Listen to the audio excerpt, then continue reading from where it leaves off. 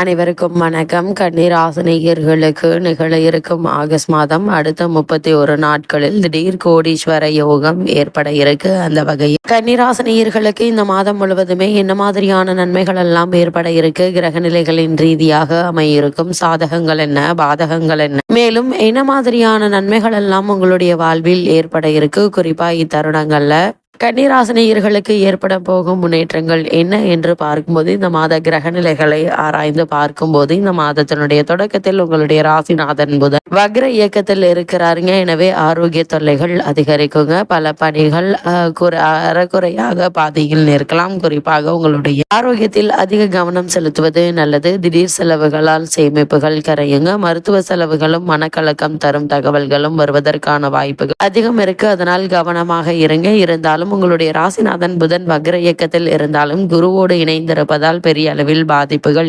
ஏற்படுவதற்கான வாய்ப்புகள் இல்லை. விரையாதிபதி சூரியன் லாபஸ்தானத்தில் இருப்பதால் விரயத்திற்கு ஏற்ற வரவு வந்து சேர இருக்கு. அதே போல உங்களுடைய ராசிக்கு 2, 9 ஆகிய ஸ்தானங்களுக்கு அதிபதியானவர் தனாதிபதியான சுக்கிரன் தொழில் ஸ்தானத்திற்கு வரும்போது தொழிலில் எதிர்பாராத லாபம் கிடைக்க இருக்கு. புதிய ஒப்பந்தங்கள் அடுக்கடுக்காக வந்து சேருங்க. கொடுக்கல் வாங்கல் திருப்திகரமாக இருக்கும். அதே போல் குரு சுக்கிர சேர்க்கையின் காரணமாக எதிர்பாராத சில இனிய மாற்றங்கள் இல்லத்தில் நடைபெறுவதற்கான வாய்ப்புகள் அதிகம் இருக்குதுங்க. பயணங்களால் உங்களுக்கு பலன் கிடைக்க இருக்கு. குறிப்பாக வாழ்க்கை துணை அல்லது பிள்ளைகளின் வேலைக்காக எடுத்த முயற்சிகள் பலன் தருங்க. குடும்பத்தில் ஒன்றுக்கு மேற்பட்டவர்களின் வருமானத்தால் மகிழ்ச்சி உண்டாகுங்க. ஆபரணங்கள் வாங்குவதில் ஆர்வம் காட்ட இருக்கீங்க. பெண் பிள்ளைகளுடைய சுப சடங்குகள் நடைபெறுவதற்கான வாய்ப்புகள் அதிகம் இருக்குதுங்க. அது மட்டும் இல்லாம கன்னிராசினியர்களுக்கு இத்தருணங்கள்ல கிரகநிலைகளின் ரீதியாக கூறப்படும் பரிகாரம் என்ன என்று பார்க்கும்போது, இந்த ஆகஸ்ட் மாதத்தை பொறுத்த வரைக்கும் சனி பகவான் ஆலயத்திற்கு சென்று